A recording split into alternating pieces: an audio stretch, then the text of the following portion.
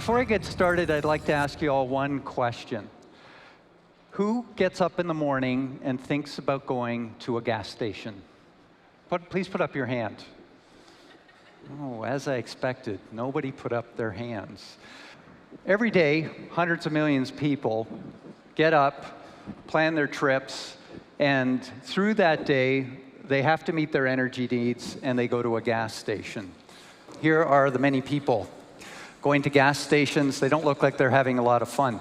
And we at Parkland, we've been spending some time thinking about how will this change with the penetration of the electric vehicle.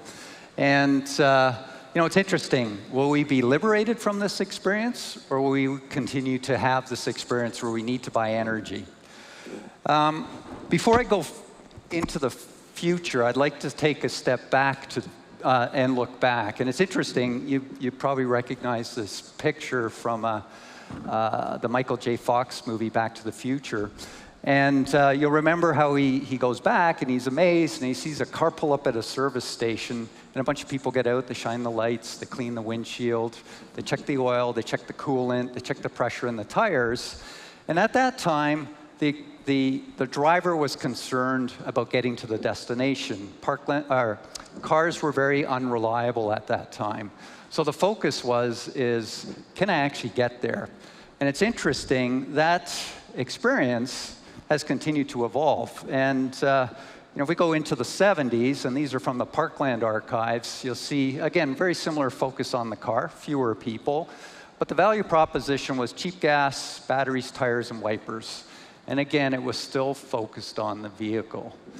If we go back to the future and think about today, that experience has changed dramatically, right? So the experience is now focused on the driver and the passenger.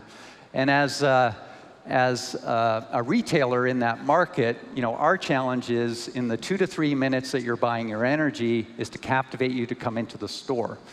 And it works. Many people do that. They go in because they need to go to the washroom, they want to get some refreshments, they want to pick up some food, but it's all about getting in and out quickly. And again, go back to people don't wake up in the mornings dreaming or planning to go to a gas station, but when they do get there, we want to entice them into the store. And as a result, we've turned something that people don't really like to do into a multi-billion-dollar industry. So, where are we at today? And, it's interesting. This is a busy slide, but there's two numbers I want you to focus on. On the left is the total life cycle cost per kilometer of an electric vehicle, and on the right is for a gasoline vehicle. And what we're seeing is, for the first time, it's about par. And this is without subsidies. So all of a sudden, the cost challenge has been achieved. So consumers are starting to look at this and go, you know what? This is starting to make sense from a cost perspective. It's interesting. Elon Musk cracked the code on driving an electric car, making that experience equal to or better than an ICE vehicle. Now that the mass manufacturers have gotten into the game, they're cracking the cost code through a focus on mass production, scale, and innovating to get those technologies cheaper. So all of a sudden, there is the opportunity for the mass market to jump in and start buying EVs. And what we're seeing is the wait time for EVs is now up to 2 years. It's much longer than for ICE vehicles, and we're seeing that across Canada, in the US. The consumer is starting to change. They're starting to see the benefits of the electric vehicle. And with that change, you can take a step back for a company like Parkland and ask, is that an opportunity or a threat? We certainly see it as an opportunity at Parkland. So one of the things we have at Parkland is we've set up our own energy transition team. Some of them are in the audience here. And it's interesting. We set out to learn what the customer experience is like. So this EV, which we bought and gave to the team, and other people from across Parkland have used it, probably has more kilometers on it than any other vehicle in Western Canada. Because again, the objective was to learn, see what's out there, and start to understand the experience. I was fortunate in the early days when we got the vehicle, myself and our head of marketing, Ian White, we planned a road trip, and we went from Calgary to Vancouver just to see what is this experience like. And it's interesting, some key observations from that. The first thing is the car is awesome to drive. So again, I talked about cracking the Elon Musk cracking the driver experience. This car is fun to drive. It's fast. It's zippy. It's safe, and it was a really enjoyable experience. It's interesting when I drive my internal combustion vehicle from Calgary to Vancouver, and I do that route a lot because my daughter lives in Vancouver. I stop maybe once or twice, and I buy energy for 2 to 3 minutes. In the Tesla, we stopped 5 times and spent about 2.5 hours buying energy. And it was interesting because that experience gave us the opportunity to talk to a lot of other EV owners. And while we were waiting there, we talked to them about the experience. Tell us about the experience. What do you like? What do you don't like? And generally, the feeling was when people are traveling, when they're out of their homes and they're going to a destination where they need to charge in between, is the experience isn't very good. In fact, it sucks. And some anecdotes from that. We were in, one of the things we observed, we were in Revelstoke. And again, Revelstoke is a place, if you drive an ICE vehicle, you have to stop and get gas. Because, as you leave Golden, it says, make sure you bought gas. There's not a gas station for another 170 kilometers. Well, that's certainly the case for an EV.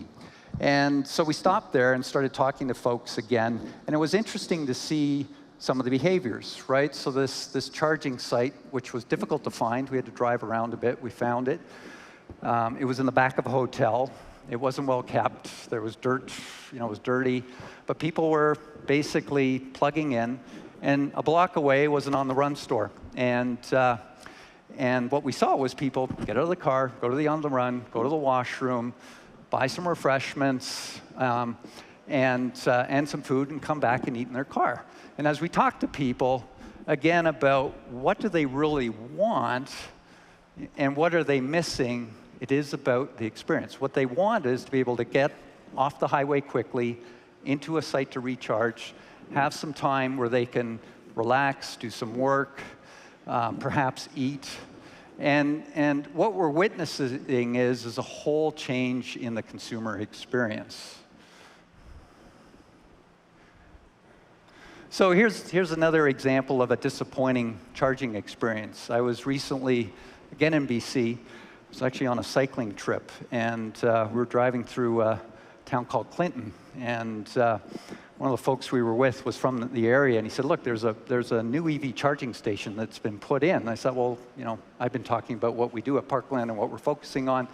And I said, well, let's go look at it, right? So you can see the sign peeled in. And again, the technology was great. A new charger, 50 kilowatts, and it'll charge a car quickly. It's interesting, while I was there, an EV came in. It was a Volkswagen, I think IQ4, and it had there was a family in it, and they pulled up, and you could tell they hesitated, they backed up, and they left, right?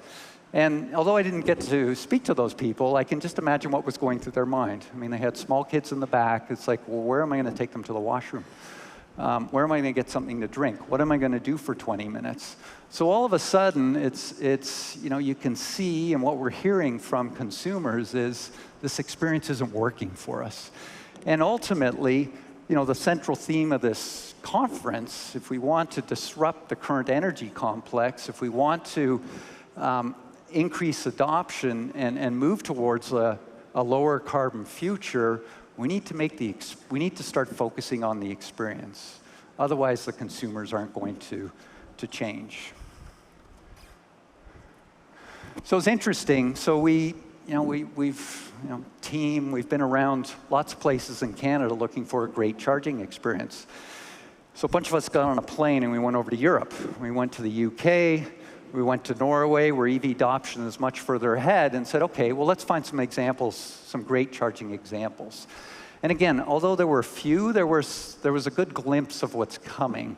So a number of sites we looked at. So the first in the bottom left is a company called GridServe. So this is a startup company that is focusing on charging stations for consumers. And it was interesting, they have